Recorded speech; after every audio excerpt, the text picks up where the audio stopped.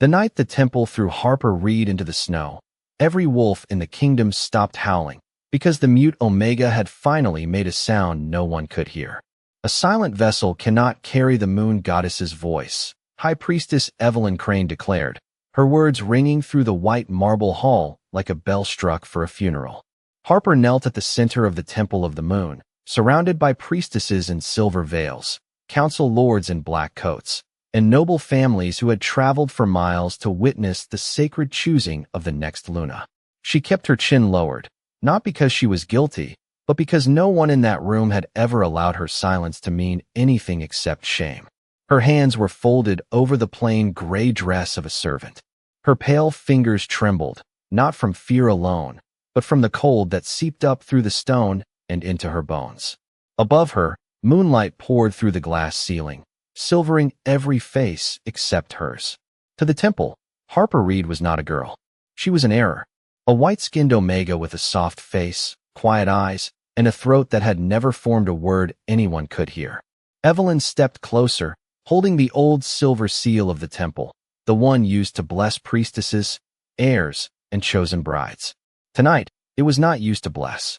It hovered over Harper's wrist, glowing faintly, then turned dull and dark as if rejecting her. A ripple of whispers moved through the hall.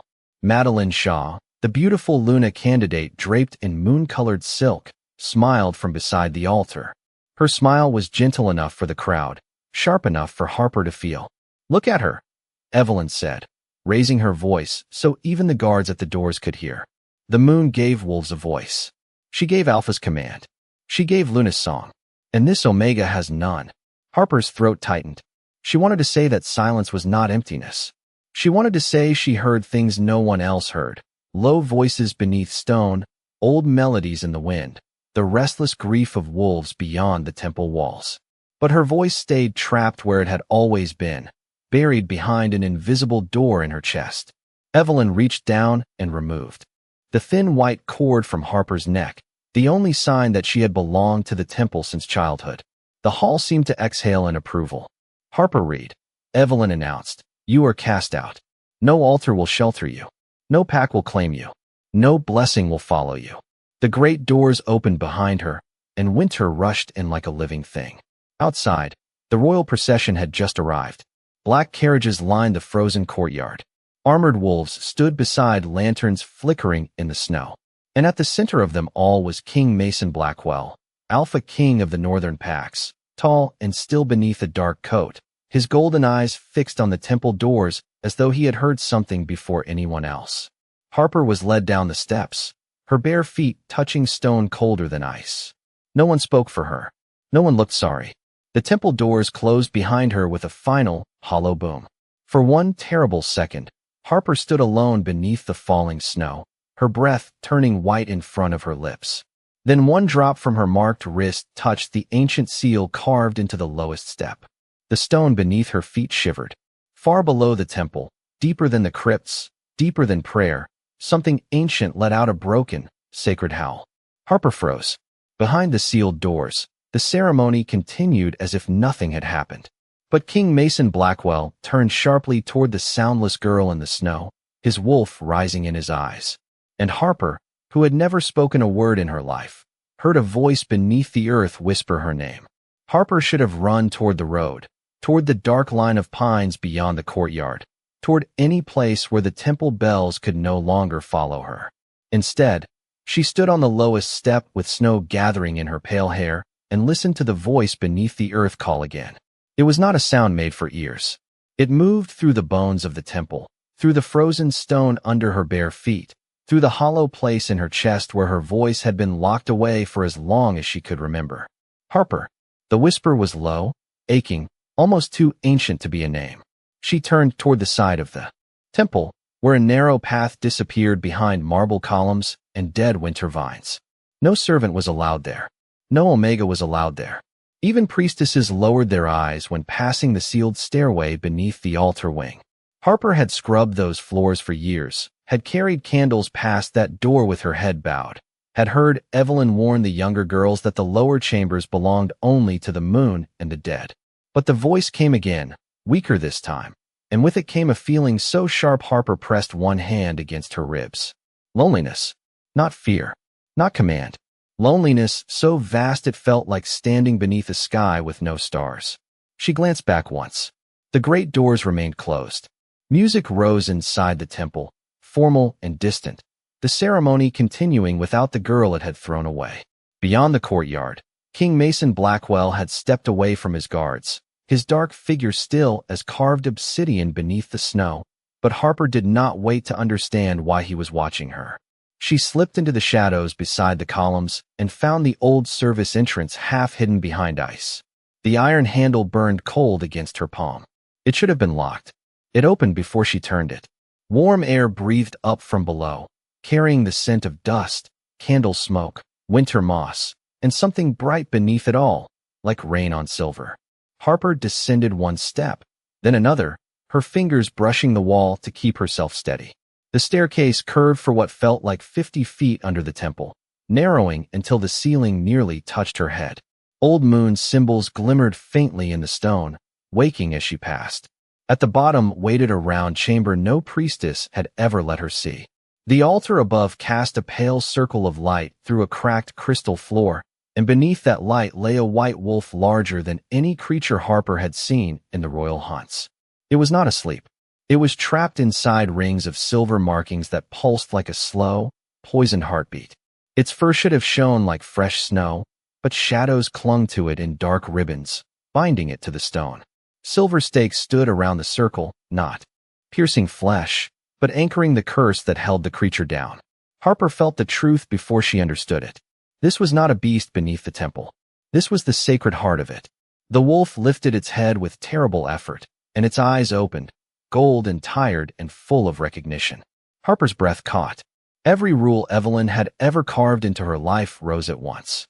Do not touch what is holy. Do not enter what is forbidden. Do not believe silence can be chosen. But the wolf's gaze lowered to her marked wrist, and the ancient creature gave the smallest whimper, gentle enough to break her. Harper crossed the chamber on shaking legs. The silver markings flared as she stepped over the first ring, but they did not stop her. They parted like water around her bare feet. She knelt beside the wolf and placed her trembling hand against its muzzle. The creature exhaled into her palm, warm and weak and impossibly trusting. Above them, the temple choir sang for a false blessing. Below them, Harper Reed bowed her head over the sacred wolf everyone had forgotten, and for the first time in her life, the silence inside her began to tremble. The white wolf trembled beneath Harper's hand, and the chamber answered as if her touch had opened a door older than the temple itself. The silver markings around the floor brightened, then tightened, drawing inward like frost crawling across glass. Harper felt them pulling at the wolf, not with claws, not with chains, but with a cold command that made the creature lower its head and shudder against the stone. She wanted to call for help. Her mouth opened, her throat strained. Nothing came out but a thin, broken breath that vanished almost as soon as it was born. Panic rose in her chest, sharp and airless. For years, silence had been the wall she could not climb. It had kept her from defending herself, from asking why she was punished for things she did not understand, from calling out in the dark when the younger priestesses locked her in storage rooms and forgot her until morning. But this silence felt different. It was not empty now. It was crowded with something waiting. The wolf watched her through dim gold eyes, and in that gaze Harper saw no accusation, no impatience, only a terrible faith that hurt more than fear. She pressed both hands to its muzzle and bowed her head until her forehead nearly touched its fur. Please, she thought, though no sound followed. Please live. A memory stirred, soft as a candle flame behind a closed door. A woman's voice. Warm arms. A song hummed against Harper's hair when she was too small to know the meaning of sorrow. She had forgotten the words, if there had ever been words, but the melody remained, hidden beneath years of temple bells and cold orders, and Evelyn Crane's voice telling her she was unfinished. Harper breathed in. The air tasted of dust, moonlight, and silver rain. She breathed out, and this time the sound did not break. It stretched, low, trembling, barely more than a hum. Yet the moment it left her, the chamber changed. The silver markings flickered as if struck by invisible lightning. The crystal floor above them pulsed once, then again, carrying the note upward through the altar, through the marble, through the waiting hall where the sacred choosing continued without her. Harper froze, terrified of her own breath, but the white wolf leaned into her hands and exhaled for the first time without pain. So she sang again, not loudly, not like the temple choir with its trained voices and polished harmony. Harper's song was small, rough at the edges, shaped by a throat that had been locked for too long. But it carried something the choir did not. It carried grief. It carried mercy. It carried the stubborn tenderness of a girl who had been thrown away and still knelt beside something forgotten. One by one, the silver stakes around the sacred circle dimmed. Hairline cracks opened along their surfaces, glowing white from within. The dark ribbons binding the wolf began to loosen, lifting like smoke from fresh snow. The creature drew a deeper breath. Its chest rose. Its eyes sharpened. Around the chamber, ancient wolf statues carved into the walls turned their stone faces toward Harper, and moonlight gathered in their empty eyes. Above, in the great hall, Madeline Shaw stepped toward the altar to receive the blessing that was never meant for her. High Priestess Evelyn raised her hands. The nobles bowed their heads. Then the floor beneath them gave a low, resonant shiver. Every candle flame leaned toward the ground. The choir faltered. King Mason Blackwell, standing at the foot of the altar in silence, suddenly pressed a hand against his chest, as if something inside him had heard a command older than his crown. His golden eyes flashed. The guards moved toward him, but he lifted one hand, stopping them without a word. The song rose through the marble again, not loud enough for human ears, but every wolf in the temple heard it. Outside, the royal wolves lowered themselves into the snow.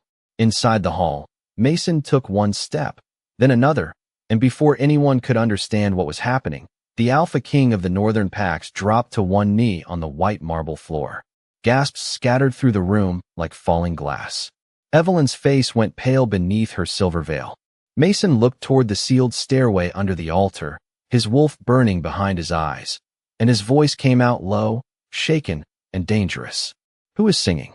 The question struck the great hall harder than any command Mason Blackwell had ever given, and for one breath, every noble, priestess, and royal guard forgot how to move. Evelyn Crane recovered first. Her silver veil trembled as she stepped between the Alpha King and the sealed stairway beneath the altar. Your Majesty, the old foundations sometimes carry echoes during sacred rites, she said smoothly, but the color had drained from her face. Mason did not look at her. His gaze remained fixed on the narrow seam in the marble floor, where pale light now pulsed in time with a song no human throat should have been able to form. Open it, he ordered. No one obeyed. That was the first mistake. Mason rose from one knee with a stillness more frightening than anger. The air around him changed, thickening with the scent of pine, winter storm, and ancient power. The nearest council lord lowered his eyes. 2 guards moved to the altar, but Evelyn lifted her hand sharply. That chamber is forbidden, even to kings. Mason finally turned his head toward her. Then it should not be. Singing. The silence that followed was absolute. Evelyn's lips parted, but no answer came quickly enough. Mason walked past her, placed one palm against the moon-carved seal, and the stone door opened as if it had been waiting for his touch for centuries. Cold light spilled upward from the stairwell. The song stopped at once. Below, Harper felt the final note die against her tongue. Fear closed around her ribs as footsteps descended through the dark. She tried to move back, but the white wolf shifted, weak yet determined, placing its enormous head across her lap as if shielding her from what came next. The chamber filled with royal guards, council members, priestesses, Madeline Shaw in her moon-colored silk, Evelyn with fury hidden beneath holy calm, and finally Mason himself. He stopped at the edge of the silver circle. For the first time since Harper had seen him in the courtyard, the Alpha King looked uncertain. Not weak, never weak, but shaken in a place deeper than pride.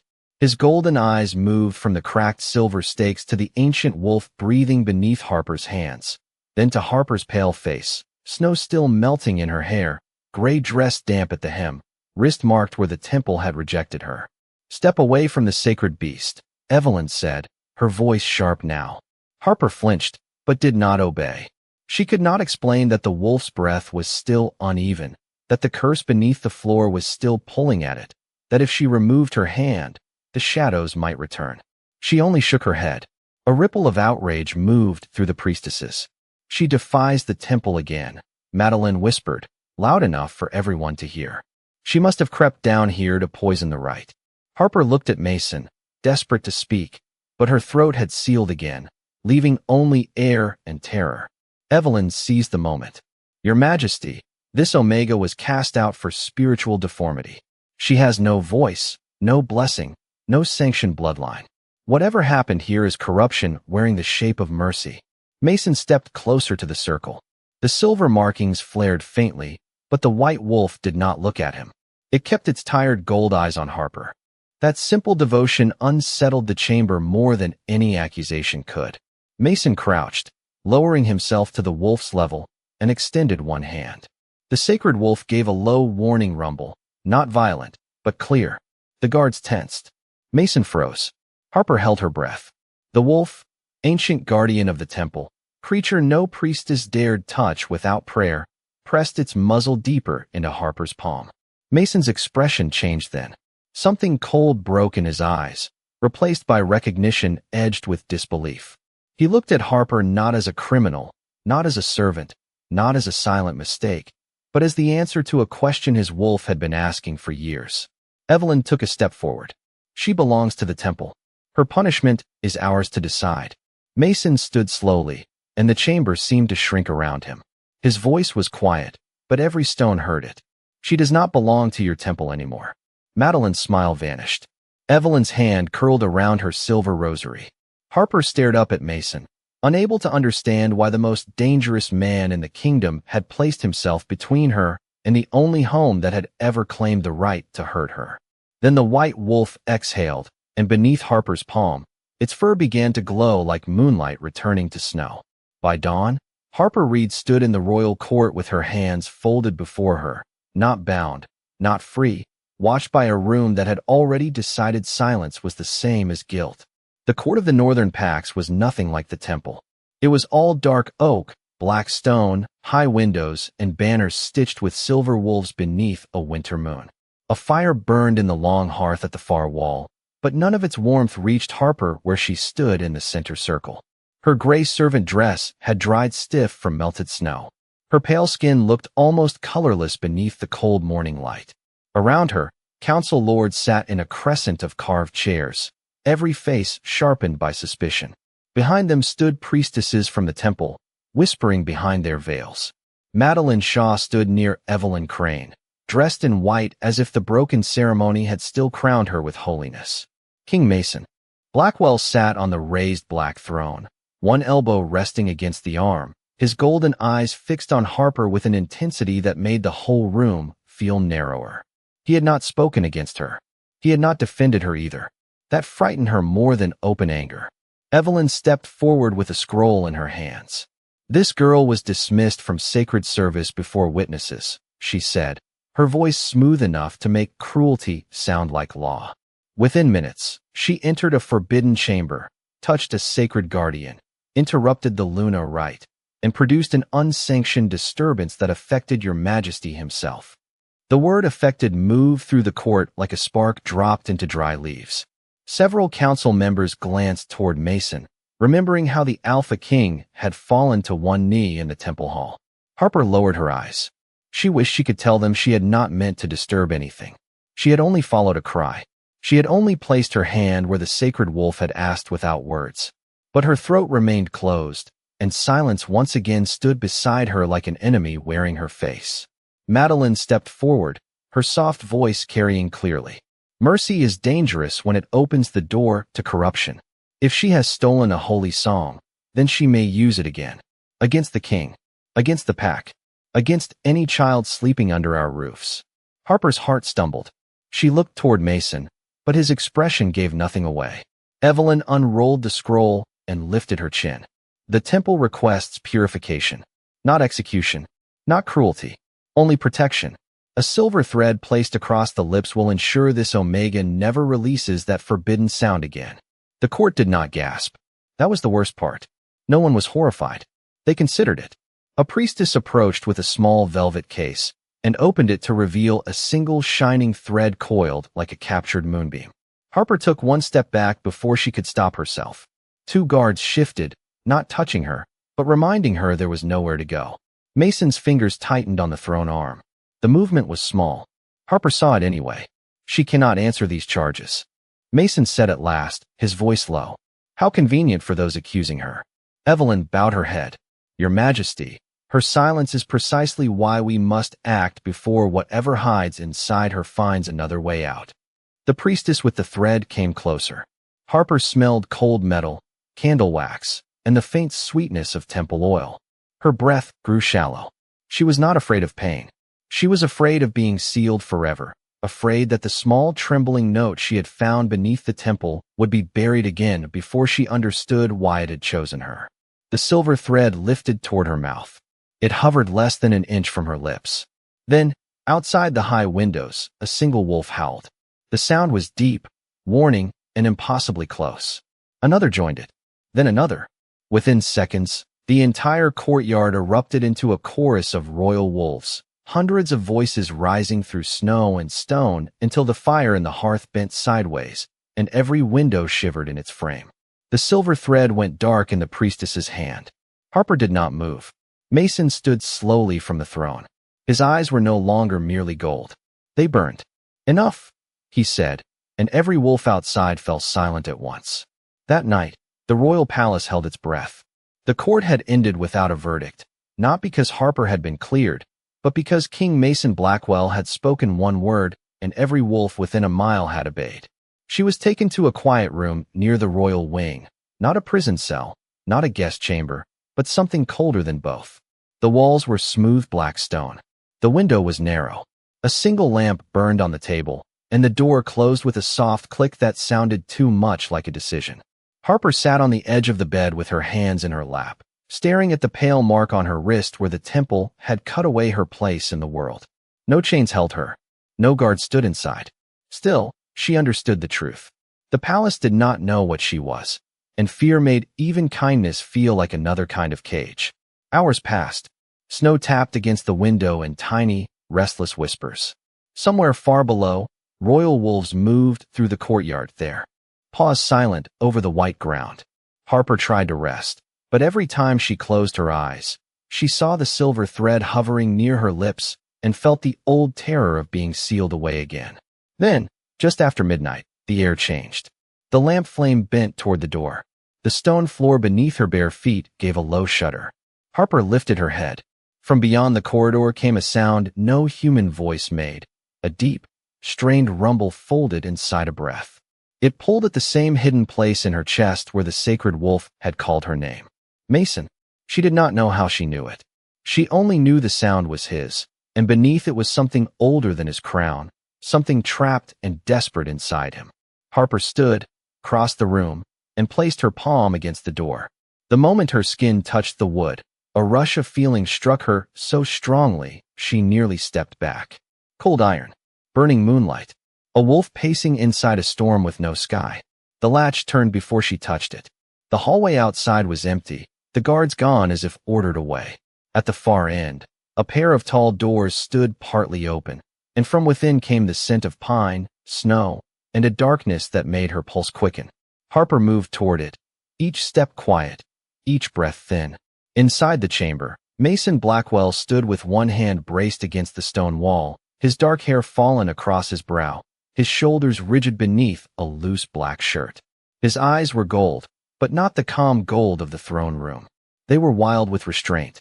Moonlight poured over him from the high windows, silvering his pale skin and casting the room in sharp shadows. He turned toward her the instant she entered.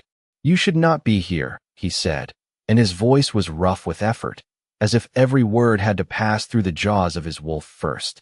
Harper froze in the doorway. She should have run. Every instinct taught by the temple told her to lower her head, retreat, disappear. But behind Mason's eyes, she saw the same loneliness she had seen in the sacred wolf beneath the altar. Not rage, not cruelty, pain, hidden so deeply it had become royal discipline. Mason took one step back from her, not forward. That frightened her more. "Leave," he said, "before my wolf follows your voice." Harper touched her throat. There was no voice to follow, not one she understood. Yet the storm inside him surged at the movement, and Mason dropped one hand to the edge of a carved table, holding himself still with visible force. Harper closed her eyes. The melody from the chamber below the temple returned, soft and trembling, a thread of memory through the dark. She breathed in. She breathed out. The first note barely existed, more breath than song, but the moment it entered the room, Mason went completely still. The shadows along the walls loosened. The moonlight brightened. Harper sang again, gently, carefully, as if comforting a creature too proud to admit it was wounded. Mason's hand slipped from the table. His wolf rose behind his eyes, not fighting her now, listening. Then the Alpha King sank to one knee before her in the quiet of his own chamber. Not defeated, not commanded, recognizing. Harper's song broke on a silent gasp, but Mason looked up at her with awe and fear woven together. "My wolf knows your voice," he whispered. For several seconds, neither of them moved. The chamber was quiet except for Mason's uneven breathing and the fading tremble of Harper's song in the stone walls. He remained on one knee before her, not as a king before a subject, but as a man listening to something his crown had never been able to command. Harper stared down at him, frightened by the power of what had just happened, more frightened by the tenderness in his eyes. No one had ever looked at her silence as if it held an answer. Mason rose slowly, careful not to startle her, and crossed to the old writing desk near the window. He pulled open a locked drawer and removed a bundle of temple records sealed in black wax. "These arrived from the Western Archives tonight," he said. "Evelyn Crane claimed your childhood file was destroyed in a winter flood." She lied. Harper stepped closer, her bare feet silent over the rug. Mason broke the seal and spread the pages beneath the lamp. The first record showed her name in thin, formal ink. Harper read, "Born under the first full moon of winter. Omega bloodline unknown." Then, beneath it, a second line had been scratched out so violently the paper had nearly torn. Mason held it closer to the flame. His jaw tightened. Subject vocalized at 3 months. Sacred wolves gathered outside the nursery for 7 nights. Harper's breath caught. The room tilted softly around her. She touched her throat as if the lost sound might be sleeping beneath her skin. Mason turned another page. The words became colder, less like records and more like a sentence. Unregulated lunar resonance. Candidate must be contained. Public identity to remain defective. Speech suppression approved by High Priestess Evelyn Crane. Harper could not cry out. She could not ask why, but her hands curled around the edge of the desk until her knuckles went pale. Images she had always believed were dreams flickered awake inside her. A woman humming beside a cradle, white wolves lying in snow beyond a window, Evelyn's silver veil leaning over her, the smell of bitter smoke, then years of silence so complete it had felt natural. Mason's voice dropped into something deadly quiet. "You were not born mute." The truth entered Harper like winter entering a cracked window. Not all at once. Slowly, cruelly. She had spent her life apologizing for a brokenness that had been placed inside her by hands pretending to be holy. Mason turned the final page, and Madeline Shaw's name appeared beneath a false blessing register. Her sacred lineage had been assigned, not inherited. Her moon mark had been purchased by the temple, polished into a lie, and presented to the kingdom as destiny. Madeline was never chosen, Mason said. She was arranged. Harper looked toward the door, and fear moved through her before the sound came. Temple bells. Far away, yet somehow inside the palace walls. Mason heard them too. His head lifted. The lamp flame went blue. A thin silver light slid beneath the chamber door, forming symbols Harper recognized from the forbidden room below the altar. Evelyn had known. Mason reached for Harper, but the floor answered first. Moonlight flashed around her feet, not burning, not cutting, only cold enough to steal balance and breath. Harper fell to her knees as the symbols rose like a cage of pale glass. Mason's command shook the room. "Harper." She reached for him, but the light swallowed the distance between them. The last thing she saw was Mason lunging forward, golden eyes blazing, while every royal wolf in the palace began to howl in warning. Then the chamber vanished. Cold marble replaced the rug beneath her hands.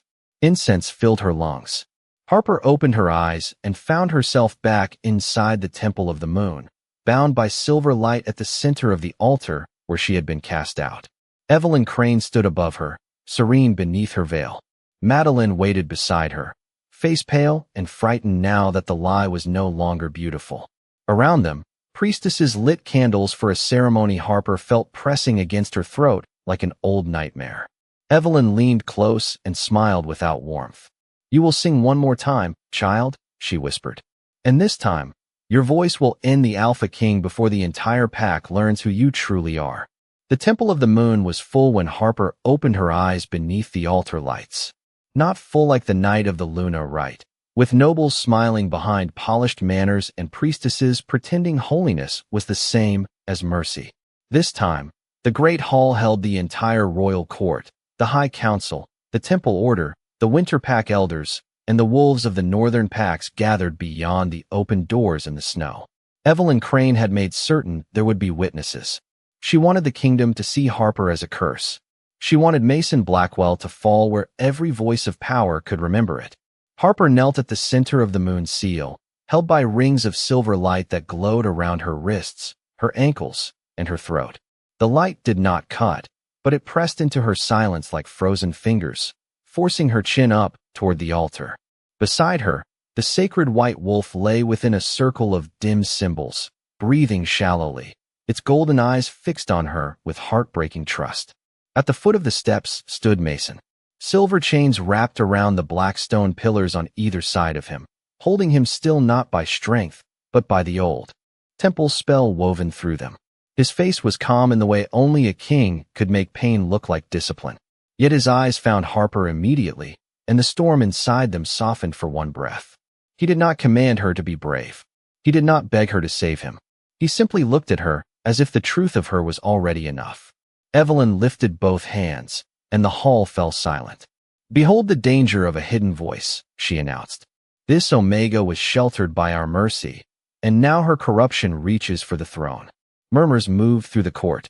Madeline Shaw stood near the altar in her white silk, but her face had lost its shine. She looked less like a chosen Luna now and more like a girl trapped inside someone else's lie.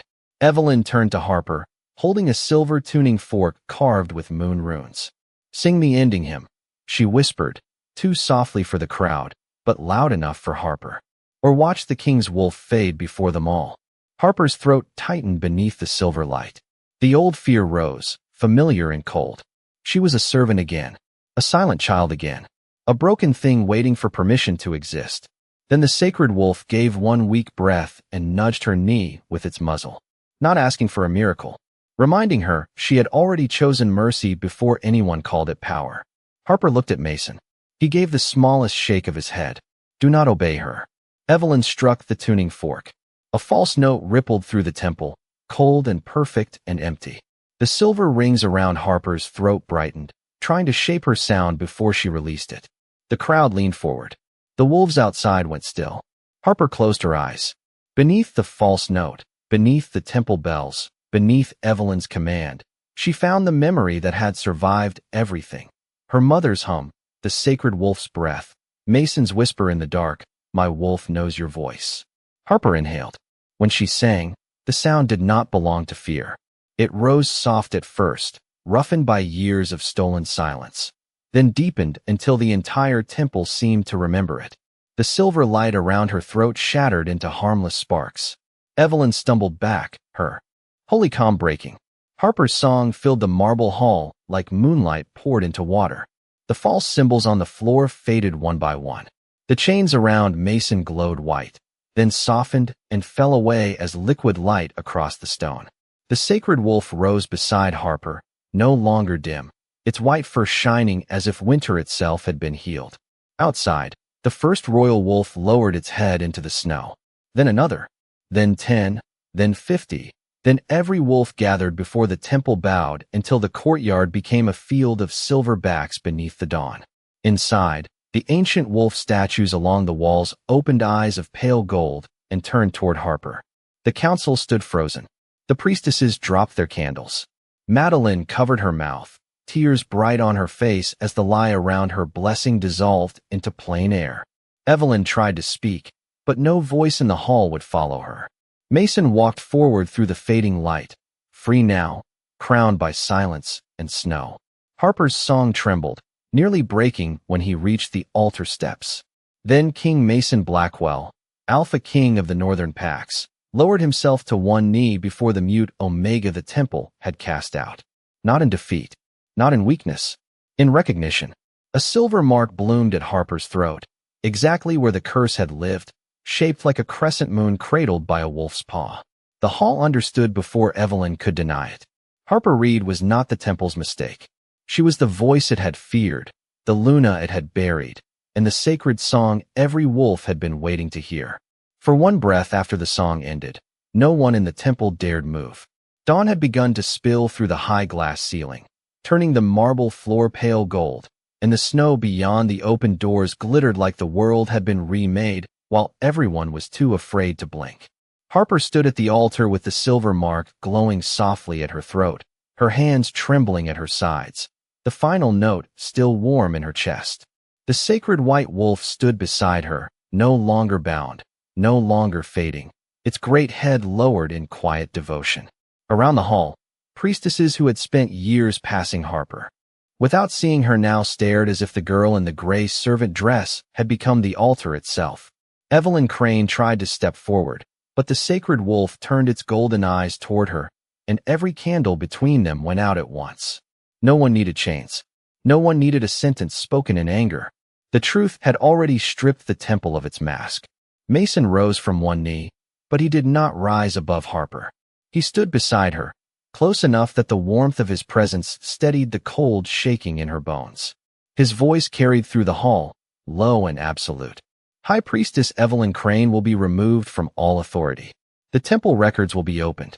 Every Omega hidden, silenced, or bound under false blessing will be brought under royal protection. A murmur moved through the court, not protest, not approval, but the sound of people realizing a kingdom had changed shape in a single morning. Evelyn's face hardened beneath her veil. You would let an untrained Omega rewrite sacred law? Mason looked at Harper, not at Evelyn, when he answered, No, I will let the truth correct what fear corrupted. Madeline Shaw lowered herself to the floor, her white silk pooling around her like spilled moonlight. Her false mark had vanished, leaving only a tired young woman with tears on her cheeks and no crown to hide behind. Harper looked at her and saw no rival worth hating. She saw another girl shaped by the temple's hunger for power. The old Harper might have lowered her eyes and waited for permission to feel mercy. This Harper took one careful breath and let her voice come. It was quiet, rough, still unfamiliar, but it was hers. Do not bury anyone else for what they were told to become. The hall froze again, but this silence was different. It was not the heavy silence used to shame her. It was the silence of a kingdom hearing her speak for the first time. Mason turned fully toward her, and the awe in his eyes was gentler than any vow. The council bowed. Then the priestesses bowed. Then, beyond the temple doors, every wolf in the courtyard lowered its head into the snow, and the sound of their breathing rose like a living prayer. By noon, the temple gates were opened to the Omegas who had once entered only through service doors. Old rooms were unlocked. Hidden records were carried into the light. The silver thread meant for Harper's silence was placed inside a glass case, not as a weapon, but as a warning of what the kingdom would never allow again. Evelyn was taken from the altar without spectacle, her voice no longer able to command the fear that had fed it. Harper did not watch her go for long. She walked instead to the lowest temple step, the very place where she had been thrown into the snow the night before. The snow had melted there, revealing the ancient moon seal beneath, now glowing softly with clean silver light. Mason joined her, his dark coat moving in the morning wind, the crown on his brow less powerful than the quiet way he waited for her answer. What do you want now, Harper Reed? He asked. Behind them stood the sacred wolf, the royal pack,